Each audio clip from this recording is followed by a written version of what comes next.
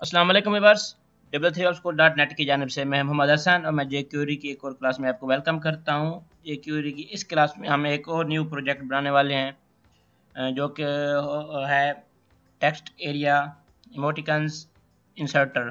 कि हम किसी भी टेक्स्ट एरिया में इमोशंस को किस तरह इंसर्ट कर सकते हैं। इमोशन में जिसको हम मोस्टली यूज़ करते हैं, स्काइप पे यूज़ करते हैं या फेसबुक पे यूज़ करते हैं, मैसेजिंग पे यूज़ करते हैं। तो वो हम jQuery के थ्रू ये एक चीज़ बनाते हैं कि हम किस तरह इन इमोटिकन्स को अपने टेक्स्ट एरिया के अंदर इंसर्ट कर सकते हैं। तो सबसे पहले मैं अपना एडिटर ओपन करता हूँ और इस एडिटर में ये jQuery के अंदर जो प्रोजेक्ट्स का है मेरा फोल्डर, उसके अंदर मैंने ये एक न्यू फोल्डर बनाया है इमोटिकन्स इंसर्टर। इसको मैं ओपन करता हूँ। इसमें मैंने सबसे पहले क्या किया है कि एक जीएस का फोल्डर बना के उसके अंदर मैं jQuery की फाइल, जो मेन फाइल है jQuery की, जिसके थ्रू हम jQuery के तमाम फंक्शन परफॉर्म करवाते हैं, वो मैंने इंक्लूड कर दी और मैंने पेस्ट की हुई है। तो ये नेट से इजीली अवेलेबल है और ये इसमें कोई jQuery UI का कोई यहाँ पे नहीं है। हम jQuery UI को यूज़ नहीं करेंगे, इसमें सिंपल jQuery की फाइल को ही यूज़ करेंगे। उसके बाद ये मैंने ऑलरेडी नेट से आइकन लेके वो भी मैंने ये डाउनलोड किए हुए हैं। आइकन्स के अंदर ये मैंने आइकन्स लिए हैं, 7 आइकन्स लिए हैं। एक आइकन ये है, ये बिग स्माइलिंग फेस। उसके बाद ये क्राइंग इमोशंस, ये स्माइलिंग, ये सैड और ये किस और ये थंब अप। उसके बाद है ये अनश्योर। तो ये मैंने यहाँ पे कुछ 7 इमोटिकन्स लिए हैं, आइकन्स लिए हैं। तो अब मैं इनको वहाँ पे जब मैं एक टेक्स्ट एरिया बनाऊंगा तो जब मैं इन पर क्लिक करूँगा तो ये आइकन जो है, ये आइकन इंसर्ट होंगे। इनकी जो वैल्यूज़ है, इनके बैक एंड पे जो वैल्यू है वो वहाँ पे इंसर्ट हो जाएगी टेक्स्ट एरिया के अंदर। तो हम कुछ ऐसा इसमें बनाएंगे। तो उसके लिए ये है कि सबसे पहले तो मैं आता हूँ यहाँ पे।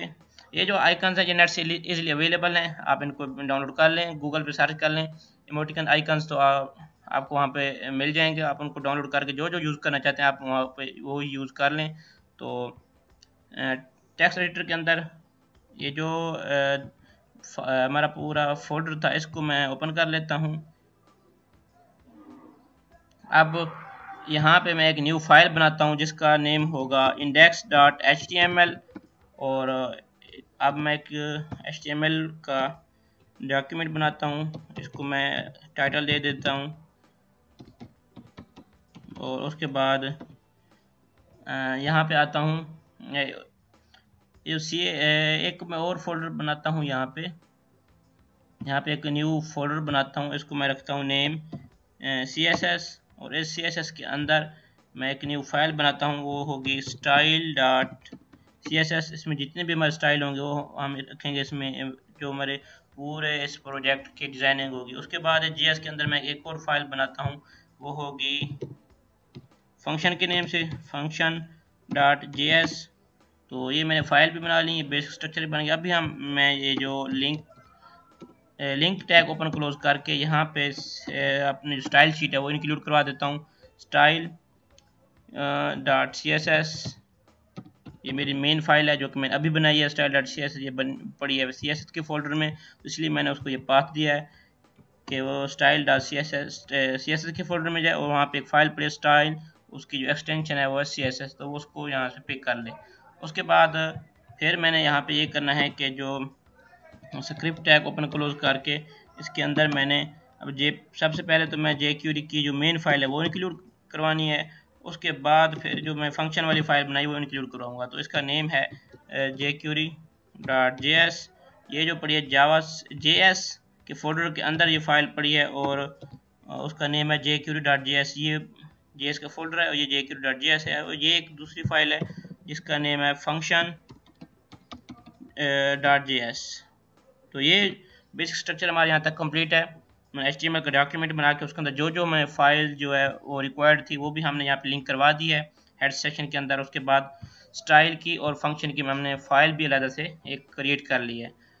तो अब सबसे पहले तो मैं आता हूँ HTML के अंदर। यहाँ पे मैं एक लेता हूँ टेक्स्ट एरिया, इसको हम यहाँ से फिलहाल इसको रिमूव कर देते हैं क्योंकि हम इसकी डिज़ाइनिंग करेंगे CSS के अंदर। तो मैं नेम को भी यहाँ से रिमूव कर देता हूँ, कोई इसका यहाँ पे इशू नहीं है। तो मैं यहाँ पे लिखता हूँ इसका ID टेक्स्ट, सेव करता हूँ। उसके बाद मैं यहाँ पे आता हूँ, पी टैग बना के उसकी ID में रखता हूँ मेन, और उसके बाद with in this P tag मैं यहाँ पे लिखता हूँ कि ऐड इमोटिकॉन्स, और फिर मैं यहाँ पे एक इमेज टैग लेता हूँ, उसकी मैं क्लास रखता हूँ इमोटिकॉन्स, इमोटिकॉन, और उसके बाद ये हम ले लेते हैं 7 ले लेते हैं। इमेज मैंने लिया है, उसकी क्लास रखी है इमोटिकॉन, और जो इमेज है मेरे पास वो है 7 इमेज टैग हैं। तो सबसे पहले इमेज सोर्स की बात करें तो इसमें हो गया मेरे पास आइकन के फोल्डर में जाए, और उसमें जो फाइल पड़ी है आइकन 1 आइकन 2 वो वहाँ से उठाए। तो आइकन्स के फोल्डर में जाए, ये है आइकन्स का फोल्डर, इसके अंदर जो फाइल पड़ी है वो है आइकन 1.png। जितनी भी फाइल्स हैं वो png के फॉर्मेट में है।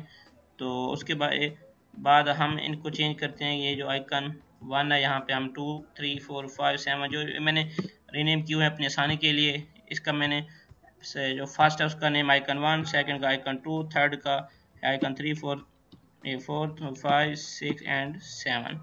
तो अगर मैं दिखाऊं, ये आइकन्स हैं, आइकन के फोल्डर में आइकन 1.png आइकन 2.png 7 तक हैं, ये मैंने इंक्लूड करवाया यहाँ पे। उसके बाद इनको मैंने यहाँ पे क्लासेस भी दी हैं।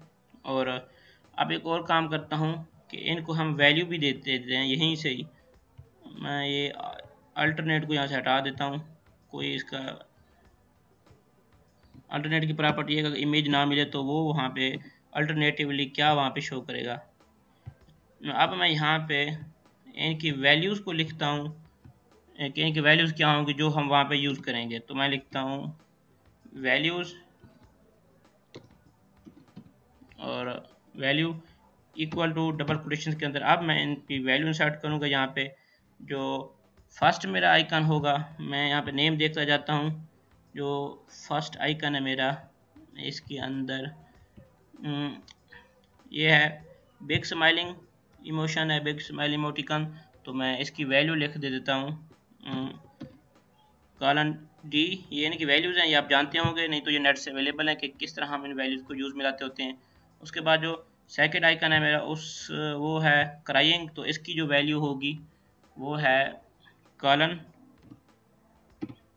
सिंगल कोट और फिर ब्रैकेट। उसके बाद जो थर्ड मेरा है वो है स्माइलिंग फेस, तो इसकी जो वैल्यू होगी वो है कॉलन और स्मॉल ब्रैकेट क्लोज। और उसके बाद जो मेरा फोर्थ पे है सैड इमोशन है, सैड इमोटिकन है, तो इसकी जो वैल्यू है वो है कॉलन और स्मॉल ब्रैकेट जो है वो स्टार्ट। और इसी तरह जो मेरा फिफ्थ पे जो आइकन होगा वो है किस आइकन, तो इसकी जो वैल्यू होगी वो है कॉलन एंड स्टेरिक। और जो सिक्स नंबर पे है, सिक्स आइकन, वो है थंब अप, तो इसकी जो वैल्यू है वो है विद इन ब्रैकेट्स हम यहाँ पे लिखते हैं वाई, ये इसकी वैल्यू होती है। और जो आइकन नंबर 7 है वो है अनश्योर, तो इसकी जो वैल्यू है इसकी वैल्यू है मेरे ख्याल में कॉलन एंड स्लैश। तो ये वैल्यूज़ में मैंने यहाँ पे इंसर्ट करवा दी हैं।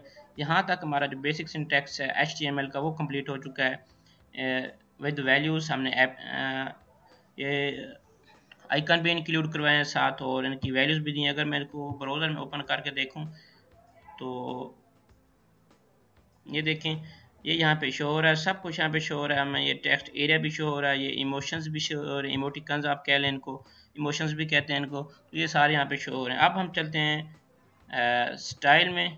अब हम इसकी स्टाइलिंग करते हैं। स्टाइलिंग करके बाद में हम बिल्कुल लास्ट पे हम जो क्यूरी की तरफ आएंगे, वहाँ पे हम इसके फंक्शन जितने हैं वो हम अप्लाई करेंगे। तो सबसे पहले तो मैं चेक करता हूँ कि जो हमारा ये स्टाइल शीट है ये वर्क कर रही है या नहीं। तो मैं यहाँ पे लिखता हूँ बॉडी, इसका बैकग्राउंड मैं यूज़ करूँगा लाइट ग्रीन का, और सेव करके रिफ्रेश करता हूँ, देखते हैं कि फाइल वर्क कर रही है। जी हाँ, ये जो मेरी फाइल है ये यहाँ पे वर्क कर रही है। तो उसके बाद ये यहाँ तक इस क्लास में इतना रखता हूँ। नेक्स्ट क्लास में आता हूँ, उस क्लास में हम इसकी पूरी स्टाइलिंग करेंगे और उससे नेक्स्ट जो क्लास होगी उसमें हम जो जे क्यूरी का जितने फंक्शन होगा वो हम वहाँ पे राइट करेंगे।